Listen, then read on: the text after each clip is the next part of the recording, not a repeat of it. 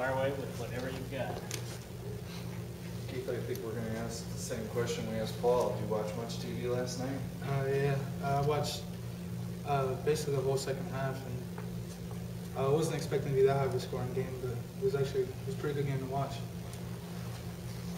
What was the impression that you took from Northern from watching their offense yesterday?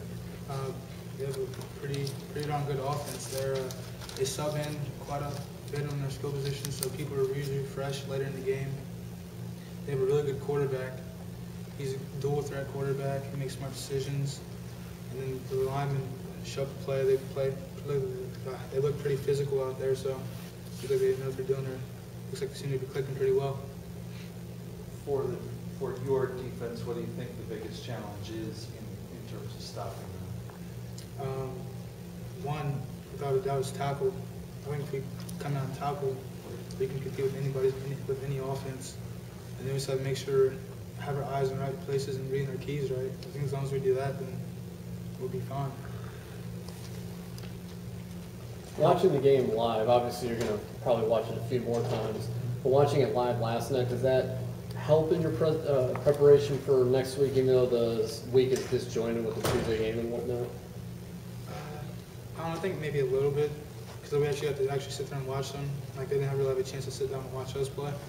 So I think, if anything, that's the only aspect of it, but no, not really. If you could just talk about the emotions from last week's game and how it's going to help you as far as like how hungry are you guys, how eager are you guys to bounce back and have a bounce back game? Well, without a doubt, I know that for a fact that we're really hungry to come out there and play.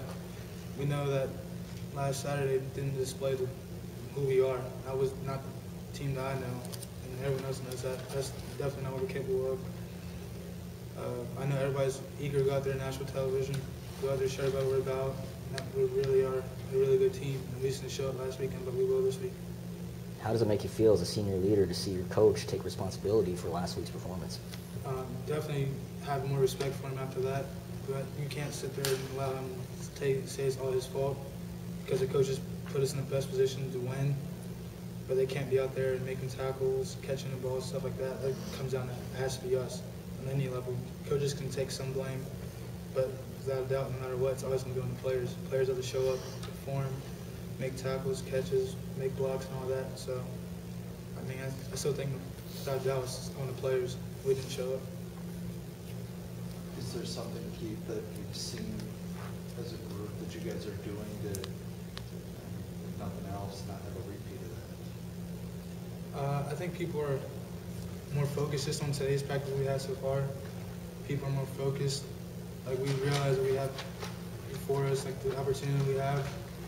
And then there's some things last week in practice that maybe happened when people really didn't just let slide.